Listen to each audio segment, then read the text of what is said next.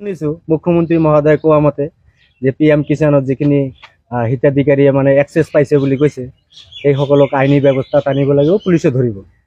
কিন্তু ইয়াত আমি সম্পূৰ্ণভাৱে একমত নহওঁ কথাটোৰ ওপৰত, কিয়নো আজি আমাৰ সাধাৰণ গৰীব দুখীয়া কৃষকে সেইবোৰতো বুজি নাপায়।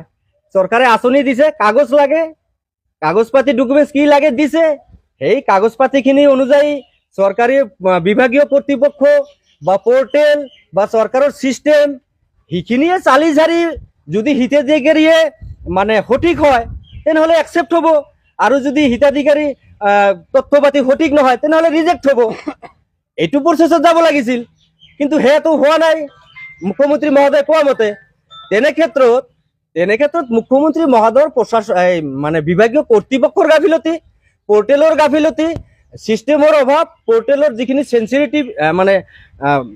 চেঞ্চিয়াৰিটিভলি কৰিব লাগিছিল সেইখিনি কৰিব পৰা নাই। ইয়াৰ কাৰণেতো আমাৰ হিতাধিকাৰী বা সাধাৰণ খাটি খোৱা জনতা বা কৃষকসকলে দায়ী নহয়।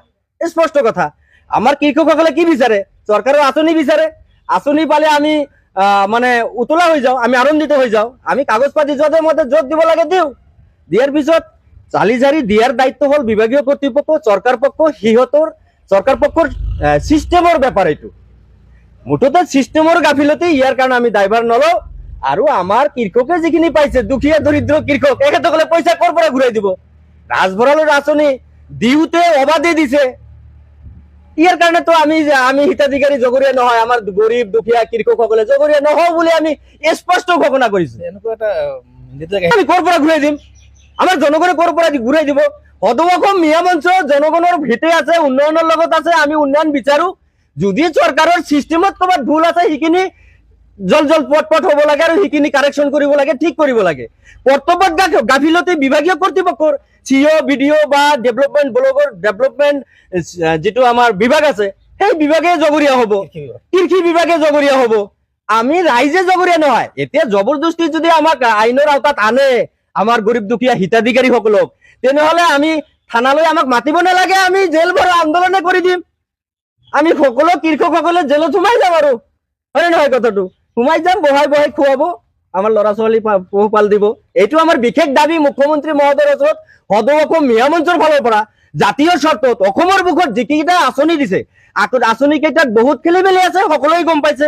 সেই আঁচনিৰ খেলি মেলিবোৰ হৈছে একমাত্ৰ বিভাগীয় কৰ্তৃপক্ষৰ গাফিলতি, ক্ষমতাৰ সঠিক ব্যৱহাৰ কৰা নাই। সিহঁতে বহি কেৱল চৰকাৰৰ পইচাবিলাক চেলাৰী খাই আছে। পৰ্টেল এটাও ঠিক কৰিব পৰা নাই। এটা পৰ্টেলত ধৰিব পৰা হ'ব লাগিছিল। নথি পত্ৰবোৰ যেতিয়া এপ্লিকেণ্ট হৈছে জনগণে, হিতাধিকাৰীয়ে, পৰ্টেলে ৰিজেক্ট কৰিব লাগিছিল, কিন্তু কৰাটো নাই। চিষ্টেমৰ কমজুৰি। কাক দায়ী কৰিব বিচাৰে? দায়ী গোটেই চৰকাৰ ব্যৱস্থা, বিভাগীয়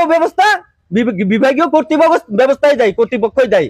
আমি জনগণ সাধাৰণ কৃষক ইয়াৰ বাবে একেবাৰেই জগৰীয়া নহওঁ, আৰু আমি ইয়াত সম্পূৰ্ণভাৱে বিৰোধ কৰিছো। মুখ্যমন্ত্ৰী মহোদয়ে আমাৰ পুনৰ বিবেচনা কৰিব লাগে কথাটোত। আমাৰ খাটি খোৱা দুখীয়া দৰিদ্ৰ যি পাইছে, ইয়াৰ ওপৰত আৰু মানে বেগ কৰাৰ প্ৰশ্নই নাই। আপুনি দিছে বুলিহে আমি পাইছো, আপুনি দিওঁতে ঢালি দিছে, গুণা বাছা নকৰি দিছে। ইয়াত আমি কেনেকৈ দায়ী হ'ম কওকচোন আপোনালোকে? অসমবাসী ৰাইজে বিবেচনা কৰিব। আৰু মুখ্যমন্ত্ৰী মহোদয় এজন ডাইনেমিক CM, তেখেতেতো সকলো বিষয়ে জল পট বুজিয়ে পায়। গতিকে গোটেই বিষয়টোৰ ওপৰত মুখ্যমন্ত্ৰী মহোদয়ে হস্তক্ষেপ কৰিব লাগে, আৰু সুস্থ এটা সিদ্ধান্ত ল'ব লাগে। আৰু আমি মাফ কৰাৰ কথা নকওঁ যে আমাক মাফ কৰি দিব লাগে। যিকেইটা সঠিক চালি জাৰি ৰাখক, বাকীবোৰ কাটি দিয়ক, আমাৰ আপত্তি নাই। যিজন ব্যক্তি যোগ্য নহয় হিতাধিকাৰী, সেইবোৰ কাটি দিয়ক। কিন্তু আমি পানিচমেণ্ট পাৱাৰ বিষয়ে নহয়। আমি কিয় পানিচমেণ্ট পাম? আমি পানিচমেণ্ট ল'ব নোৱাৰো। স্পষ্ট ঘোষণা কৰি দিছো সদৌ অসম মিঞা মঞ্চৰ ফালৰ পৰা। ইতিমধ্যে জিলাই ঘোষণা কৰিছে যে কিছুমান মাটি নোহোৱাকে পাইছে। মাটি নোহোৱাকে কেনেকে পাইছে? মাটি নোহোৱাকে পোৱা নাই। ভুলখিনি যদি পাইছে, সেই ভুলটোতো কৰ্তৃপক্ষৰ। মাটি নোহোৱা মানুহক কিয় PM কিষাণ দিলে? পৰ্টেলে কিয় একচেপ্ট কৰিলে? মুখ্যমন্ত্ৰী কি একচেপ্ট কৰিলে? আমাৰ কৃষি বিভাগীয় কৰ্তৃপক্ষই কিয় গ্ৰহণ কৰিলে? তাতে সিহঁতে জবাবদিহি হ'ব, জগৰীয়া সিহঁতে হ'ব। এতিয়া আমি আগৰে পৰা আহ্বান কৰি আহিছো, যিবোৰ আঁচনি আছে, আঁচনিবোৰ গাঁও সভাৰ জৰিয়তে জল পট হ'ব লাগে। 4টা আঁচনি আমাৰ ঘোষণা আগৰ পৰাই আছে সদৌ অসম মিঞা মঞ্চৰ ফালৰ পৰা। Orunodoi, PM Kisan, ration card, Nijut Moina আঁচনি, ঘৰ, সকলোবোৰ বস্তু গাঁও সভাৰ জৰিয়তে জল পট হ'ব লাগে। যাতে কোনো ধৰণৰ সিস্টেমত খেলি মেলি থাকিব নোৱাৰে, আৰু সিস্টেমত খেলি মেলি থাকিলে সিস্টেমেই দায়ী হ'ব, চৰকাৰ ব্যৱস্থাই দায়ী হ'ব, বিভাগীয় কৰ্তৃপক্ষই দায়ী হ'ব, হিতাধিকাৰী কোনো দায়ী নহয়। কথাটো বাৰবাৰ একে স্পষ্ট ঘোষণা মুখ্যমন্ত্ৰী মহোদয়ে, যাতে আমাৰ এই আজিৰ আবেদন বিনম্ৰ অনুৰোধে জনাইছো আমি, যে আমি যাতে সাধাৰণ কৃষকে ইয়াৰ বাবে জগৰীয়া হ'ব নালাগে, পানিশমেন্ট পাব নালাগে, তাৰ কাৰণে মুখ্যমন্ত্ৰী মহোদয়ে এটা ভাল চিন্তা চৰ্চা কৰি শুদ্ধ সিদ্ধান্ত ল'ব লাগে বুলি আমি আহ্বান জনাইছো সদৌ অসম মিয়া মঞ্চৰ ফালৰ পৰা।